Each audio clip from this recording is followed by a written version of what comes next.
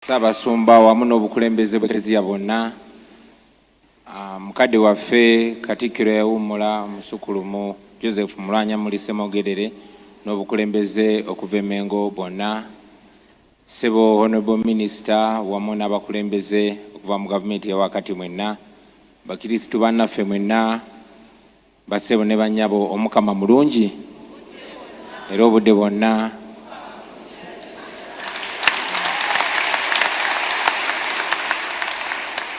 Nange nsaba nzikirizibwe ng'ate eddoboozi lyange ku maloboozi gonna okubayozaayoza okutuuka ku mazuukira ga Mukama waffe Yezu Kristu n'okubaagaliza okusanyuka kwonna. Ssaabasumba yakyogeddeko nti ennaku zino abavubuka basanyuka paka kuwulira bubi. Mbaagaliza essanyu eri amazuukira era ne obubaka obwa Mukama waffe mu kuzuukira bubukale mu ffe, tweze obujja mu kwagalana, mu kusonyiwagana, naye n'okusingira ddala mu kutambulira mu mazima n'obwenkanya. Ekyo nno kitufuule abakatuliki abalungi abasaanidde okusembera ku mmeeza y'Omukama. Njagala n'okutwala omukisa guno okuyozaayoza Ssaabakristu mukyala mwaka munnange, tukwenyumirizaamu nnyo naddala ffe abeegayaza. Yogayoga nnyo munnaffe nga naffe abeegayaza bwe tuyogayogera wamu naawe. Kantu alina omukisa guno okusaasira famire ya mukadde waffe Gerard Mayanja ne maama wamu ne Mayanja famire yonna, omwo nga mwe muva muganda waffe Joseph Mayanja amanyiddwa nga Jose Chameleone, Douglas Mayanja amanyiddwa nga Wizo, Pius Mayanja amanyiddwa nga Palaso n'abalala. Olunaku lwajjo baafiiriddwa mutabani waabwe mukulu waffe Humphrey Mayanja. Tubatuusaako okusaasira kwaffe, tunyulwamu nammwe era tusaba Omukama abagumye mu kaseera kano akazibu. Obubaka obw'amazuukira Ssaabasajja Kabaka yabutuwadde era nange nja kwesigama ku bubaka obwo. Sijja kwongera mu kigambo kyonna era sijja kutoolako kigambo kyonna. Mbaagaliza amazuukira ga Mukama waffe abalungi. Omukama abeere nammwe.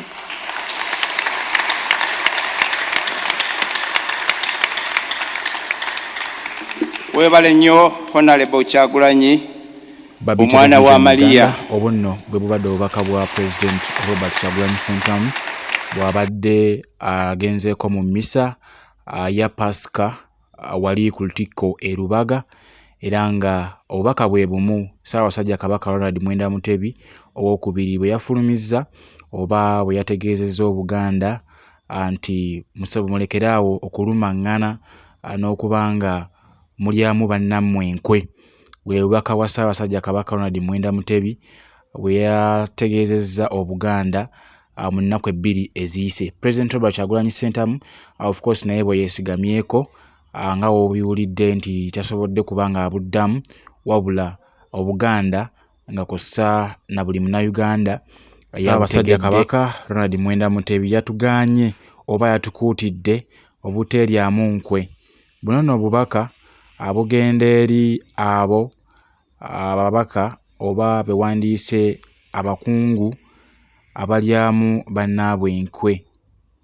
Kino kyeyolekedde oluvannyuma lwa Oweekitiibwa Mathias Mpuuga Nsamba okulyamu President Robert Kyagulanyi Ssentamu olukwe, era nga pulaani nnyingi nnyo z'abadde alina enkyamu eri ekibiina kya National Unity Platform, wabula Kyagulanyi olwazitegedde oba olwazitegeera n'asalawo okuba nga awummuza Oweekitiibwa Mathias Mpuuga Nsamba ku bukulembeze bwonna bw'abaddeko nga we tubadde nga tujja tubiraba.